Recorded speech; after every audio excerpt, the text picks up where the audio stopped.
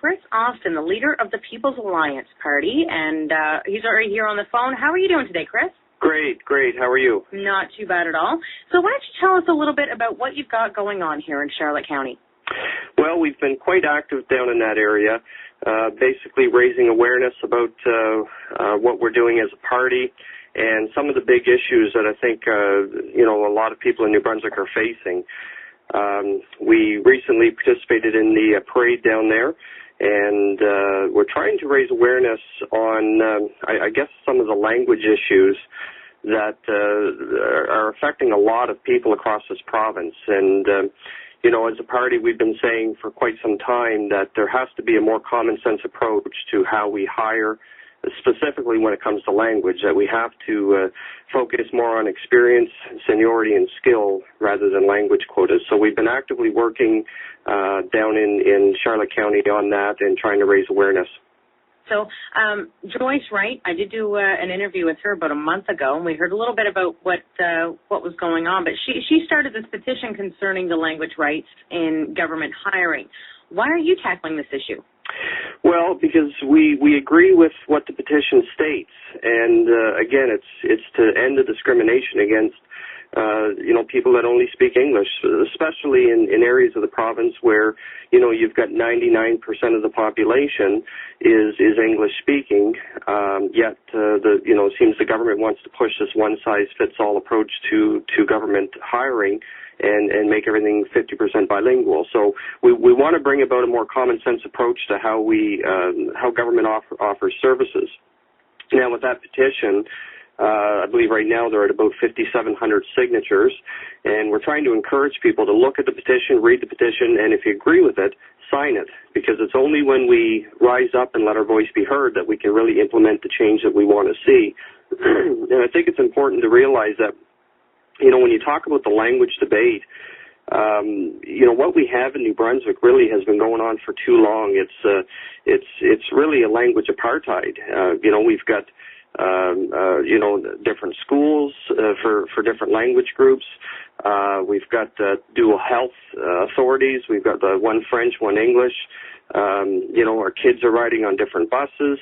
It's really, if we stand back and look at the bigger picture, it's a real eye-opener to how we've come as a province when it comes to the issue of language.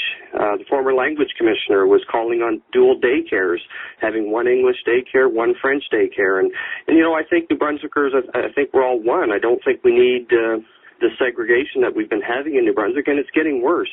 And we're just standing up and saying, hold on, enough is enough. We've got to come back to a common sense approach to how we deal with this. So what kind of support is there amongst the other political parties? Well, none. It's what amazes me is that with such a important issue, and this really is an important issue to the people of New Brunswick, none of the other parties want to talk about it. Recently, there was a petition going out by the Acadian Society and some recommendations made by the Acadian Society. And they were pushing for, again, that 50% threshold for bilingualism among all government employees. And again, to us, that's just overkill, because a one-size-fits-all approach doesn't work for the whole province.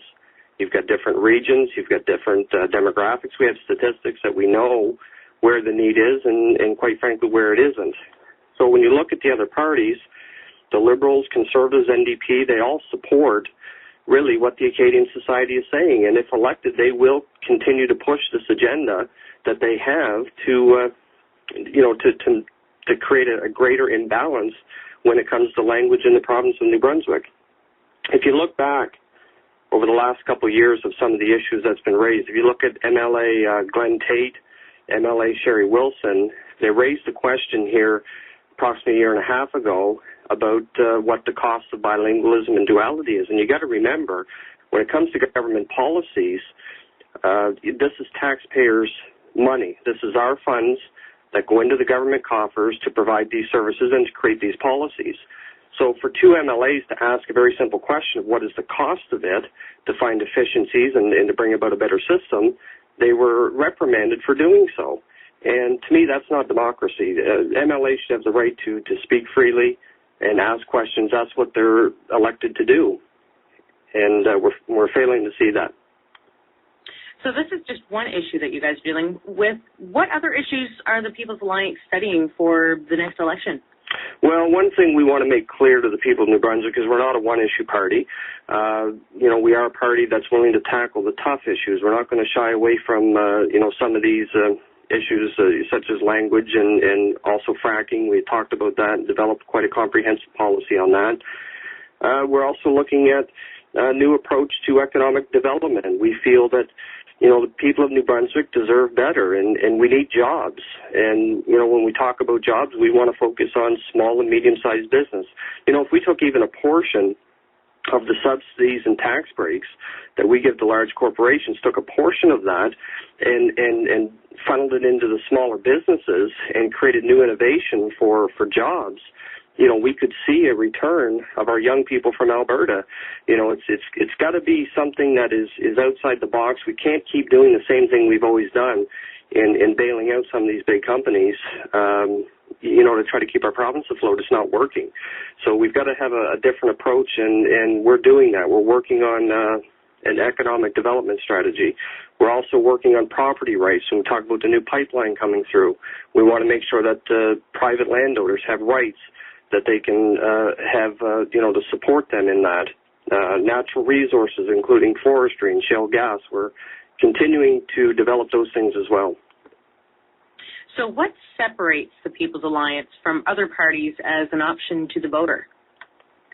The very core of our party is, and I guess what makes us completely different than the other parties that are out there, is we're the only party that will allow our MLAs to effectively represent the people that elected them. We're the only party that really calls for a free vote system in which when the MLA is elected, they stand first for the people that elected them. If you look today, actually just look over the last couple of years, think about the sale of MB Power when that was a hot issue. You had Stuart Jameson who stood up and said, he opposes that. Well, in a free and democratic society, and as an elected official, he should have the right to say that. But what happened was the Liberal Party kicked him out of caucus.